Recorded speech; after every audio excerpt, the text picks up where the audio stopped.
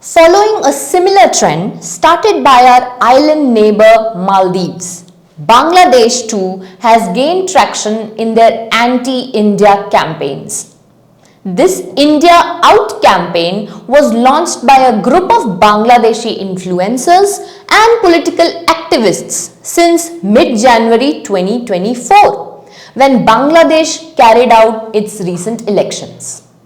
The anti-India campaigners urged the Bangladeshis not to buy Indian products in Bangladesh and abroad to protest against India's relentless meddling in their country's domestic affairs. When hashtag boycott Indian products started trending on social media, the current Prime Minister of Bangladesh, Sheikh Hasina, blasted country's opposition party BNP, Bangladesh Nationalist Party, for running such an online blitz against India and questioned them if they could eat food without Indian spices, or have they burnt all the Indian saris that their wives possess. This clearly tells us that Bangladesh government understands that India Out campaign would be a huge loss for Bangladesh itself in the long run. But opposition has also witnessed the victory of Mohammad Muizzu in Maldives that rested heavily on the India Out movement.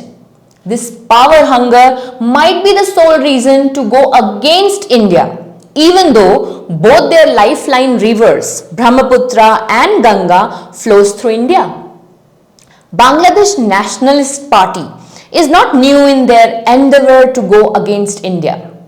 In a recent incident, when foreign nationalists were commenting on Delhi Chief Minister Arvind Kejriwal's arrest, it had emerged that a Bangladesh-based journalist, Mushfiqul Fazal Ansari, posed a question to US and UN spokesperson, prompting answers on these lines. This journalist has had a past of spreading anti-Indian narratives and also remains an absconder in his own country. In his articles, he often blames India for political developments in Bangladesh. Coming back to Sheikh Hasina, who calls India a great friend, has just won fourth consecutive times in January elections that were labelled as not credible, free or fair by Britain and US.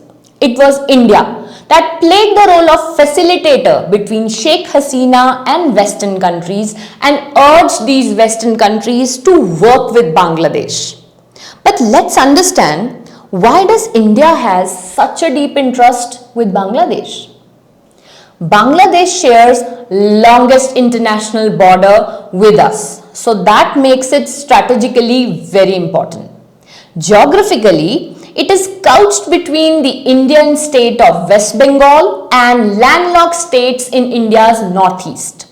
Bangladesh is ideally positioned to provide easier access to the rest of the country, as well as to the sea to improve its trade and connectivity. Connectivity aside, a peaceful Bangladesh also corresponds to more stability in India's insurgency-prone northeast. Bangladesh has also emerged as India's largest trading partner in South Asia, and India is Bangladesh's second largest trading partner. As one of the fastest growing economies in the world, Bangladesh will become even more important for India in the coming future. Bangladesh also have balanced ties with China, and Beijing's expanding footprint in Bangladesh with its Belt and Road Initiative is something that India must have their hawk eye on. China is also Bangladesh's key supplier for military hardware, but above that, China is building a submarine base in Bangladesh and has supplied 2 submarines to Dhaka. This military cooperation can become a matter of concern for India, as the Bay of Bengal area where the submarine base is taking shape is a key waterway in the Indian Ocean, where India along with the United States and other countries are working together to deter China. This is where Indian diplomats need to maintain a delicate balance and also make US understand that marginalizing or ignoring Bangladesh would only make China a more central player in that country, which would not serve either India's or Western interests. India faced a lot of turbulence in Dhaka-Delhi ties before Sheikh Hasina came to power. But since taking office in 2009, she has been a steadfast ally. Given the challenging neighborhood that India lives in, where it faces a lot of heat winds like China's increasing presence, it is natural for India to want her to continue to be in power.